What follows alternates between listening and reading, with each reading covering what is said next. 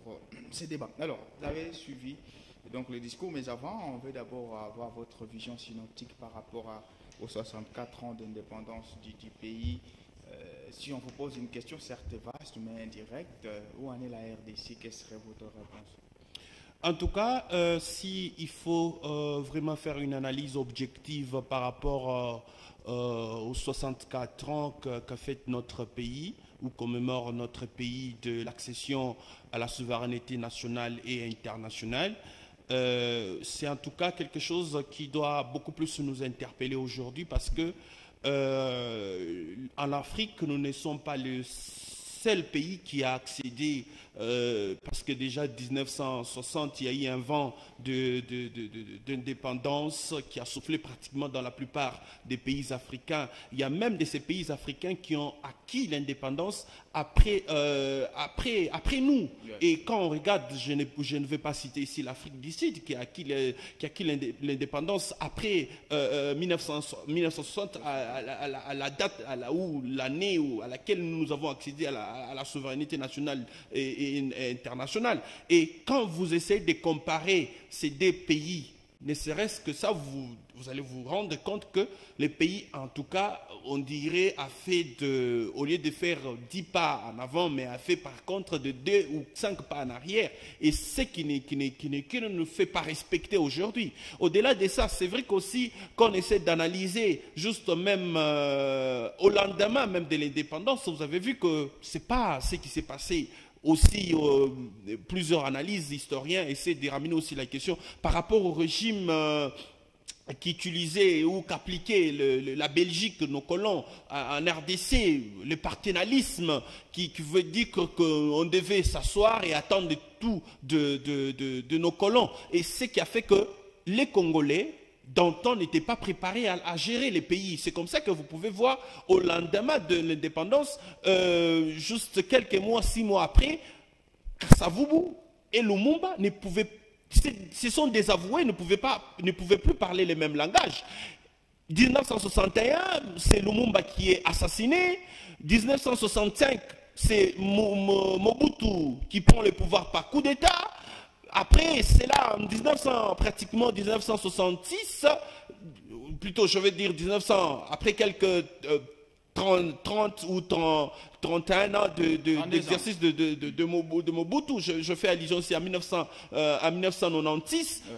C'est des guerres récurrentes qui ont commencé jusqu'à aujourd'hui. Et donc, on se rend compte que par rapport à la manière dont la République démocratique du Congo, son accession à l'indépendance, c'est vrai, il y a plusieurs avantages pour nous, c'est que c'est nous-mêmes qui gérons. C'est vrai que c'est nous-mêmes, nous ne pouvons pas être représentés par quelqu'un d'autre comme ça se faisait à l'époque où nous étions représentés par la Belgique. Cette fois-ci, c'est nous-mêmes, nous représentons la République démocratique du Congo. Mais en fait, le fondamental, notamment la question sociale des peuples congolais, quand on essaie de nous amener juste après l'accession à l'indépendance, quand on regarde l'économie de la RDC, à l'époque, c'était une économie qui avait une bonne mine, ouais, sur le continent africain. Justement. Mais qu'en est-il de l'économie d'aujourd'hui, les sociales d'aujourd'hui? Donc vous vous rendez compte quand même on parle de question d'indépendance ou 64 ans d'indépendance. Moi, ça me fait mal de voir la situation est tellement chaotique. Ce fameux débat qui dit qu'on n'était pas prêt. Est-ce que vous êtes aussi de cette approche-là que les Congolais n'étaient pas prêts à gérer lui-même les pays, soit sinon politiquement? Objectivement parlant, c'était quand on scrute l'histoire, et d'ailleurs qui doit être beaucoup plus enseigné à cette génération, c'est qu'on se rend compte qu'on dirait tout n'était pas préparé. Okay. C'est vrai, il fallait avoir l'indépendance, mais qui allait gérer ceci ou cela? C'est comme ça que même après l'indépendance, quand on pouvait regarder notre armée, qui gérait l'armée? C'était toujours les colons. Quand on regardait l'économie, en quelque sorte, c'était juste une indépendance des pacotis qu'on nous avait donnée, et pourtant les fonds étaient autre chose. Et ça, on s'est dit que, en tout cas, on s'est dit nécessairement, l'homme congolais n'était pas suffisamment préparé. Je dis bien suffisamment. Pas il n'était pas totalement, mais suffisamment préparé à gérer en tout cas la République. Après, normalement, il y a beaucoup de générations de politiques qui se sont succédées. C'est vrai qu'il y a quand même certains qui reviennent. Mais 64 ans après, il n'y a aucune génération qui s'est ressaisie pour dire attention, on s'arrête et on fait avancer quand même le pays. C'est dommage malheureusement de ce qui se passe aujourd'hui parce que c'est vrai, on essaye il y a comment dire, des signaux par-ci par-là qui montrent que le Congolais effectivement aujourd'hui est à même de se décider pour un avenir meilleur. Mais de l'autre côté, on sent qu'il y a encore cette main noire qui continue encore à gérer. Pas plus tard que le mois passé, le Conseil de sécurité reconduit le régime des sanctions, notamment sur le contrôle des armes, de déplacement, ainsi de suite. Contre la RDC, mais pas contre le gouvernement. C'est même ça. Les forces armées qui agissent en RDC. Là. Non. Lisez, je crois que c'est la résolution 2738 de 2024. Lisez cette résolution. Sauf que c'est ça. L'exception est juste au niveau qu'il n'y aura pas notification. Voilà, c'est juste ça. Mais par rapport au contrôle, notamment de l'entrée de l'armement et ainsi de suite, déplacement, même le financement, le Conseil de sécurité a reconduit cette mesure. Donc on se rend compte que malgré qu'on peut parler ou rire avec eux, et d'ailleurs dernièrement le président de la République s'est même rendu en France avec soi-disant de bonnes relations. Je me dis que c'était peut-être une promenade de santé, je m'excuse de le dire, mais au fond on s'est dit que est-ce qu'aujourd'hui la République démocratique du Congo ne peut que continuer à subir ça? Parce qu'aujourd'hui c'est atroce, parce qu'aujourd'hui nous parlons de la question sécuritaire. Quand vous regardez dans les grands forums internationaux, les Occidentaux, quand ils parlent de questions, notamment de la question de la sécurité internationale et de la paix internationale, mais on fait allusion beaucoup plus le conflit entre l'Ukraine et la Russie, Israël et Gaza, mais on ne fait pas allusion à la République démocratique du Congo. Alors qu'aujourd'hui, en République démocratique du Congo, nous sommes, selon, depuis que cette guerre nous est imposée injustement, nous avoisinons maintenant plus de 10 millions de morts. Justement. Et pour ne pas parler de plus de 7 millions de déplacés internes et une crise humanitaire catastrophique jamais vécue auparavant. Et ça, c'est la RDC, malheureusement, qui fête ses 64 ans. Monsieur Jérémy Baza, on va bientôt parler de ces 3 discours des hommes politiques, dont celui du président de la République. Est-ce que par rapport à tout ça, 64 ans après, y a-t-il des raisons d'y croire pour les Congolais qui nous suivent quand même? En tout cas, pour les Congolais qui nous suivent, il y a des raisons de croire. Parce que déjà que c'est pas pour rien que le constituant a voulu faire que le mandat soit de 5 ans pour que quand quelqu'un vient, gère pendant les 5 ans. Et je crois qu'aujourd'hui, le peuple congolais est témoin de ce qui se passe et de tirer des grandes leçons qu'on ne doit pas voter pour un individu, on doit voter un programme. Parce que c'est sur base d'un programme qu'on arrive à subjuguer, à trouver des solutions, à aller au-delà, à transcender tout ce qui est comme difficulté. C'est sur base d'un projet, c'est sur base d'un programme. Vous voyez? Et donc aujourd'hui, les Congolais qui me suivent en ce net moment, pris individuellement, ils ne peuvent qu'encore continuer à croire, parce que tout est possible. Déjà qu'au regard de ce qui se passe, la manière dont la chose publique est gérée, je crois qu'une participation citoyenne de tous les Congolais, de tous bords, pour permettre à ce que le gouvernement sente la pression qu'ils ne gèrent pas pour eux-mêmes, mais ils gèrent pour la République démocratique du Congo, et ils doivent sentir cette responsabilité et effectivement donner des résultats. Et s'ils se sentent incapables, il y a une voie, c'est la démission, c'est permis. C'est permis, mais jusqu'ici, on n'a jamais eu de démission. Bon, il y a une dame, il y a la ministre, elle a démissionné. Moi, j'estime qu'ici, elle a vu que le poids était tellement lourd, elle ne pouvait pas supporter et elle devait jeter l'éponge. En tout cas, moi, je jette à cette dame des fleurs pour son courage. Ah, merci bien. Alors, on va parler donc de ces 3 discours. Je crois que vous les avez tous suivis. Le président de la République qui a peint un tableau d'espoir en appelant donc le gouvernement actuel à poursuivre, je cite, des actions qui ont produit des résultats positifs durant son premier quinquennat. On peut visiblement voir de la continuité, ce qui était d'ailleurs son programme lors des dernières élections présidentielles. Appelant aussi à une réponse collective. Alors, c'est des partis. D'abord, l'espoir sur la poursuite des actions collectives. Est-ce que la continuité aujourd'hui est-elle une bonne chose par rapport à ce que le président Félix a fait durant le premier quinquennat? Doit-il le poursuivre? Il y a quelque chose de bon à tirer? Déjà que quand vous regardez notre constitution, c'est que, et partout, dans tous les États sérieux, on prône sous la continuité des affaires de l'État. Donc, déjà, ici, pour ceux qui pensaient que 2018, quand le président Félix Tshisekedi est venu au pouvoir, il fallait se foutre de ce que Kabila avait fait, je crois qu'ils se rendent compte que c'était important d'aller dans la continuité. Vous voyez, c'est bien que, et pourtant les choses sont factuelles, parce que quand même vous regardez, vous scrutez les programmes de gouvernance de Sama, de Ilunga Lukamba. Vous avez vu Ilunkamba, Sylvestre, voilà, j'arrive pour la prononciation pour ne pas massacrer son nom. Vous avez vu, même quand M. Samalou Kondé est venu, c'était pratiquement dans la continuité. Vous voyez? Et après Samalou Kondé, c'est le régime je veux dire, le gouvernement de Mme Soumina Toulouka, qui doit effectivement aller dans leur continuité. C'est ce qui permet que l'État puisse se développer. Mais malheureusement, quand on regarde au fond, c'est que certains de ministres se foutent complètement de ce que les autres ont fait. Je ne vais pas parler de quelque chose, peut-être mon co-débatteur serait là pour me contredire. Je ne vais pas parler ici de ministres qui occupaient, je crois, la fonction publique, plutôt pas fonction publique, je crois ministre des portefeuilles, c'est l'autorité morale des ALDEC. Comme vous avez vu, c'était...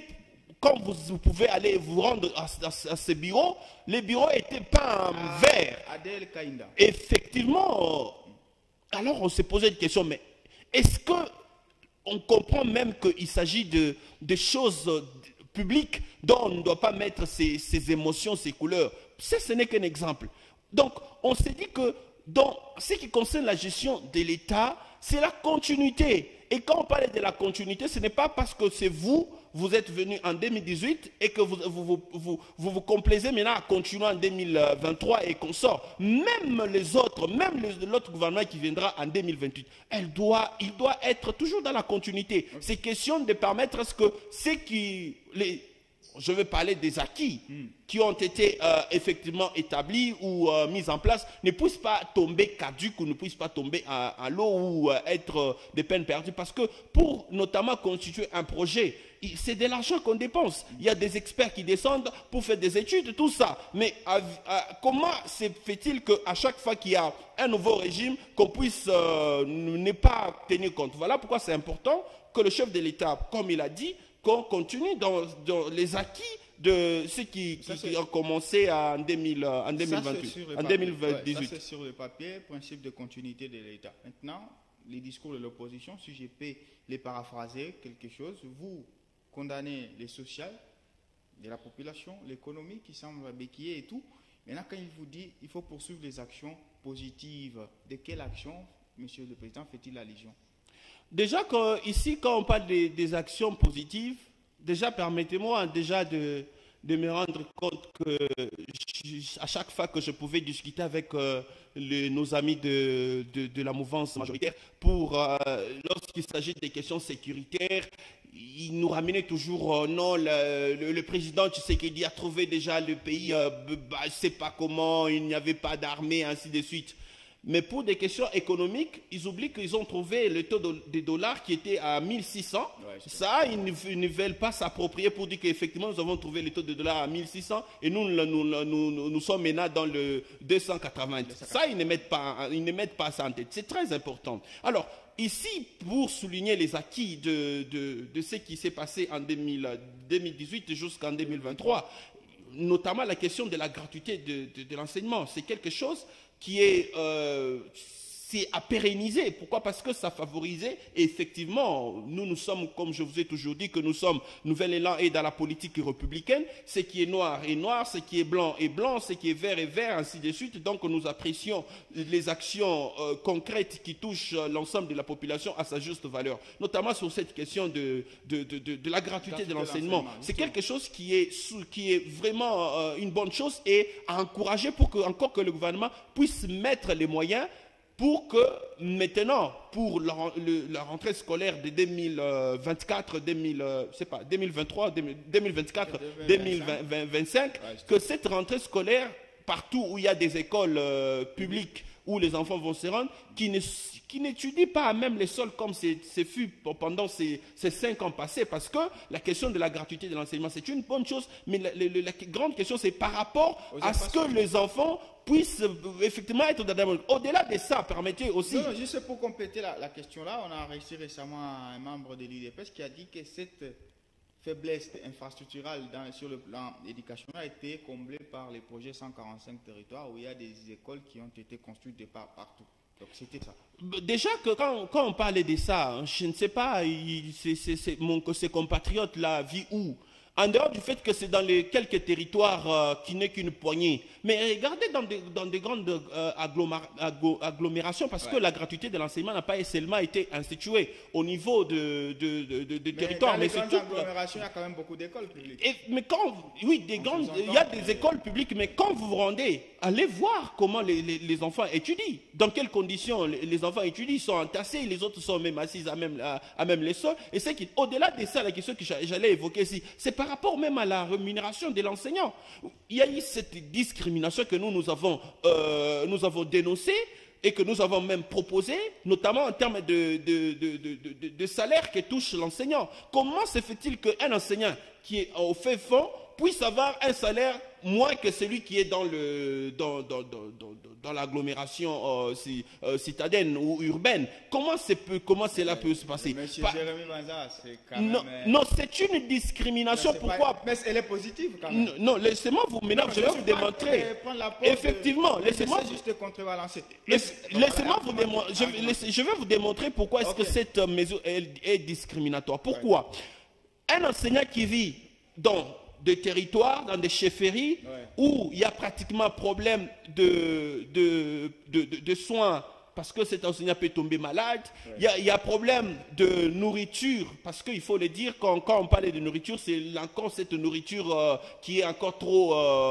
qui est teintée du village. Mais beaucoup plus cette nourriture que les enseignants de la ville mangent et ne mangent pas. Vous voyez. Et au-delà des soins, les soins qui coûtent là cher, parce que pour faire soigner un enseignant, sa famille, ainsi de suite, ça coûte cher. Maintenant, comment est-ce que si vous lui donnez un salaire moins que celui qui est dans le milieu urbain, alors que celui-ci, parce qu'il y a, beaucoup de centres hospitaliers où il peut se soigner d'ailleurs à un prix qui est plus ou moins valable, mais contrairement à celui-là. Donc vous sentez que ça, ce n'est que juste un aspect. Et donc, s'il vous plaît, c'est pas le contraire?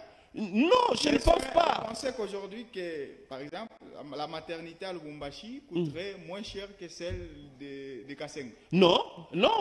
Allez-y voir. Plus cher, hein? Parce que ici, c'est plus cher. Non, mais monsieur, vous êtes un journaliste d'investigation. Parce que moi, je sais que... Parce que ici, je ne vais pas parler de peut-être vous faites allusion, vous, à des grands centres hospitaliers.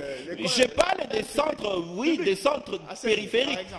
Regardez par exemple à Saint-Doué, quelqu'un qui paye, je ne sais pas, je vais me renseigner des prix, mais je crois que c'est lui qui va là-bas parce que il y a cette forme de concurrence. Quand vous êtes nombreux, les prix même baissent. Mais quand vous n'êtes que 2 ou 3, parce que allez dans le village, dans les territoires, vous allez trouver un centre parfois, et c'est à des kilomètres. Et vous voulez dire que celui-là qui s'est installé là-bas, qui s'est sacrifié, qui quitte le milieu urbain, il va mettre à moins cher? Je ne pense pas, vous voyez. Et donc c'est par rapport à tous ces aspects-là qui fait ce que, par rapport à la rémunération de l'enseignant, et d'ailleurs qui doit être augmentée, parce que si on augmente les salaires de députés, ainsi de suite, même eux aussi, ils ont droit à l'augmentation de leur salaire, et c'est important, et ça va faire que même cette gratuité de l'enseignement puisse être consolidée et être effective. Au-delà de ça, il y a la question de la gratuité de maternité, comment, santé universelle.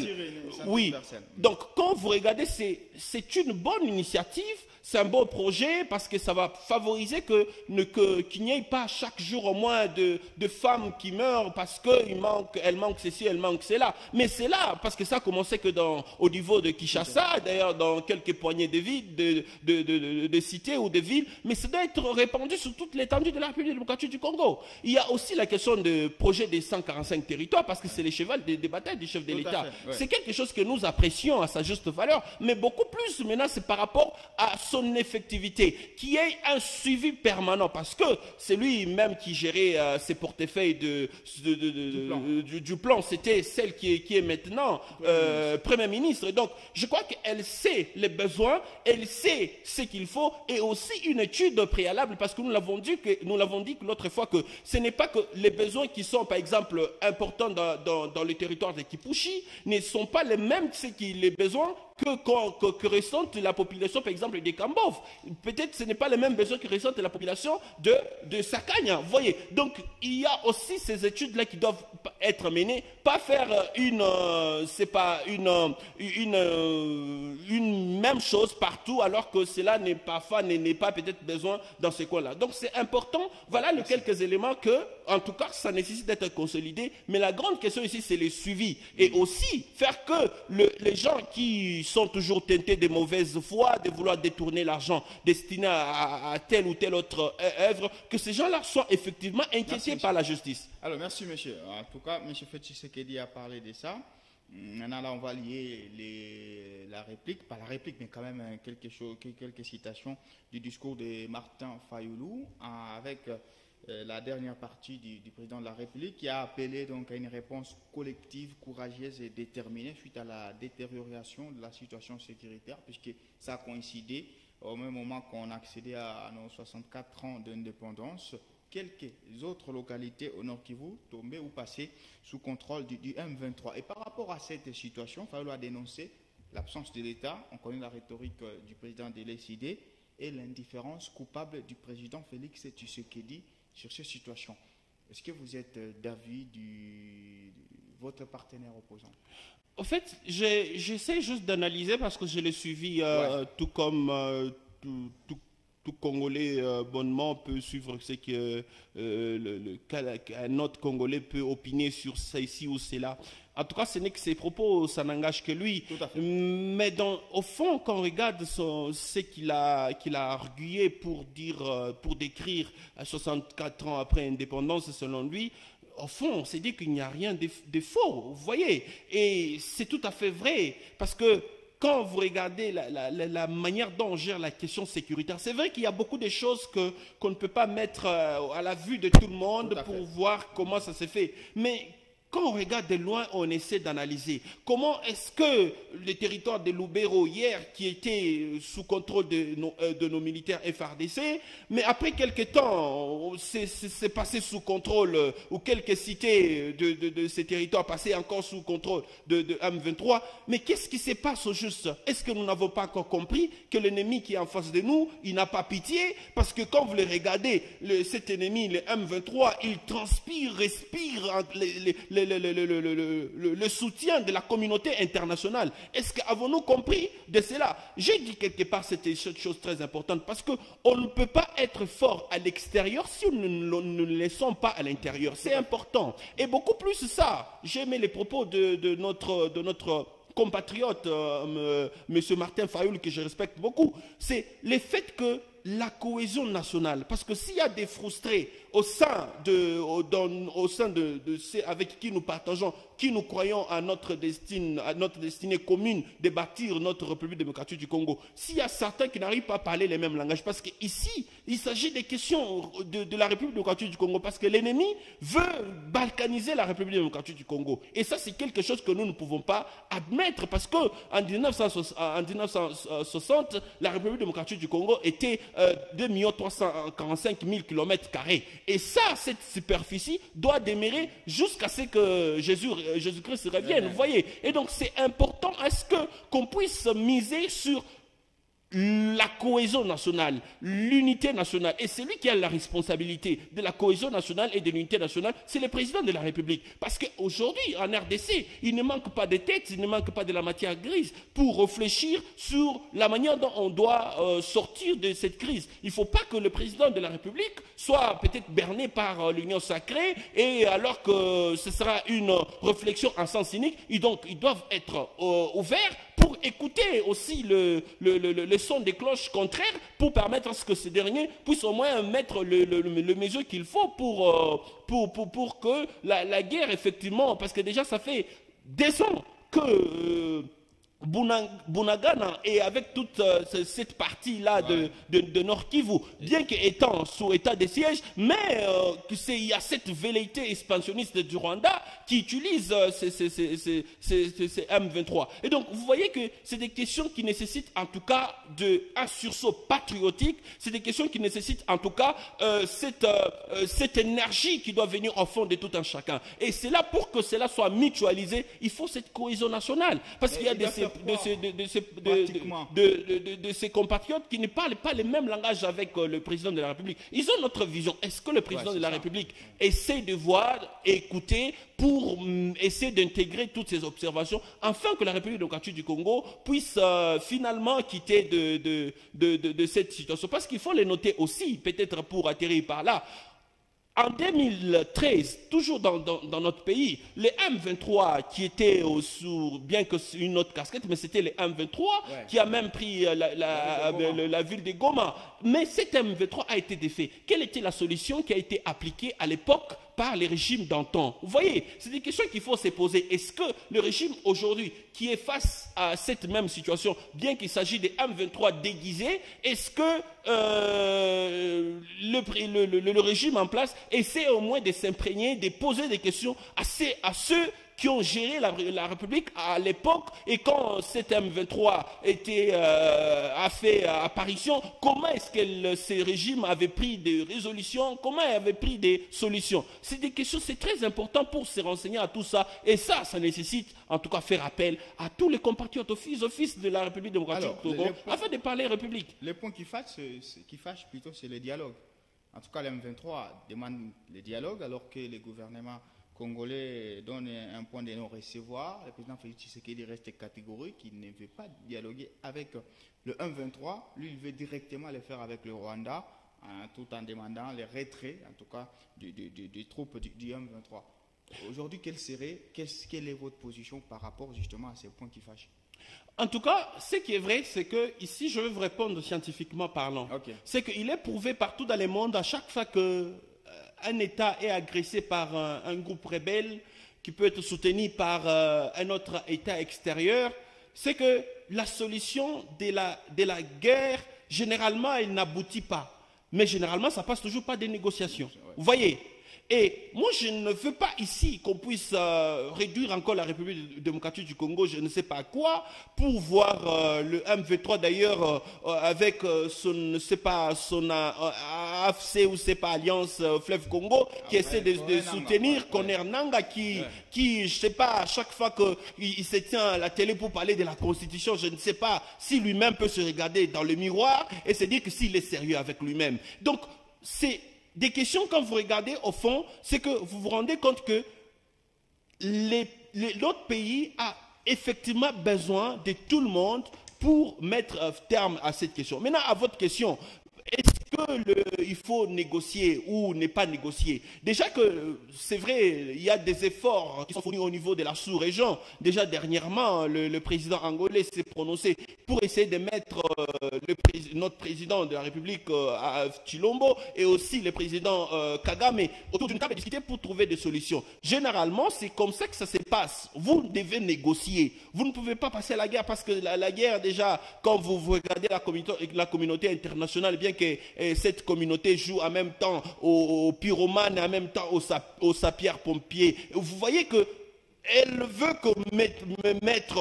aller au dialogue, vous voyez. Et donc aujourd'hui, c'est des questions en tout cas qu'il faut bien réfléchir pour enfin aller c'est pas négociation, mais en allant dans les négociations avec une armée forte pour qu'on sente que nous avons une armée forte, pas une armée qu'on peut terroriser, qu'on peut mettre hors c'est pas le mettre hors d'une cité qui doit être dans la République démocratique du Congo, ou bien une armée qui ne reste que dans une optique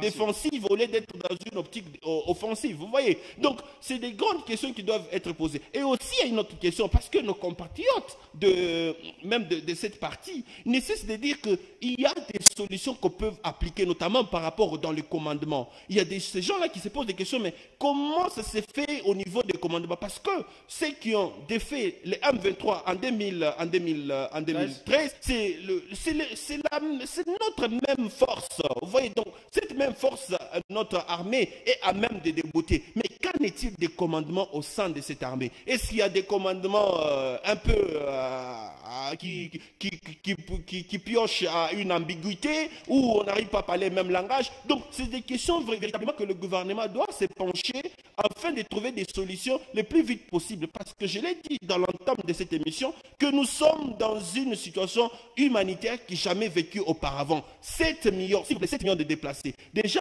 c'est après que le M23 a pris la ville, plutôt la cité de Kanyabayonga et Kanyama, ainsi les trois, la population qui vit là-bas devait partir pour aller où se trouvent même les chefs-lieux de Lubero. Et cette population vit comment? Elle mange comment? C'est des questions qu'il faut se poser. Et donc, c'est des questions humanitaires qui urgent, et ça urge de trouver une solution. Merci à vous, M. Jérémy Banza. On va finir donc ce numéro de Ici Direct, malheureusement, comme vous l'aurez remarqué. Les autres intervenants n'ont pas répondu, même s'ils nous ont donné leur accord jusqu'à la dernière minute. Alors, on va finir notre numéro d'Ici Direct par la très attendue séance carton.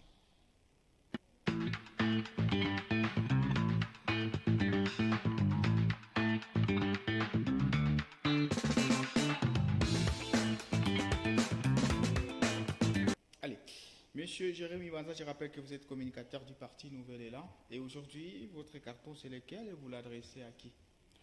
Je prends le carton vert. Déjà, je ne cessais de penser que désormais, pour l'arbitrage aussi de football, l'arbitre doit avoir aussi les 3 cartons. Ouais. Je prends les cartons verts, un avertissement. Non, le vert, c'est positif. Non, je prends les jaunes, un avertissement. On va changer juste là-bas. C'est les jaunes, voilà, merci. Je vous en prie. Les cartons jaunes, je l'adresse un avertissement à Monsieur le Président de Rwanda, Paul Kagame, qui continue à soutenir les M23. C'est bien beau aujourd'hui, peut-être il se prend à être l'alpha et l'oméga dans son pays. Mais sache qu'il y a toujours un début, une fin. Parce que son pays qui lui dirige aujourd'hui, il a trouvé et il va passer. Mais qu'en est-il de ce qu'il va laisser? Parce que ce qui se passe à l'est de la République démocratique du Congo, toutes ces populations qui souffrent en déplacement, qui n'arrivent pas à manger, qui n'arrivent pas à boire, qui passent nuit à la belle étoile, ils sont en train de mettre en tête ce qui se passe. Et demain, que le Rwanda ne soit pas étonné que nos compatriotes, notre future génération, puissent s'élever contre ces Rwandais et même supprimer ces Rwandais. Donc c'est un avertissement qui met ça en tête qu'un jour, les choses ou la donne peut changer. Merci à vous, M. Jérémy Banza. C'est moi qui vous dis merci. Allez, dans 8 minutes, ma montre faisant foi, vous allez suivre la grande édition du journal. Il sera donc 18h à Kinshasa, 19h à Goma. Merci de nous avoir suivis. Restez curieux en suivant nos programmes et au revoir.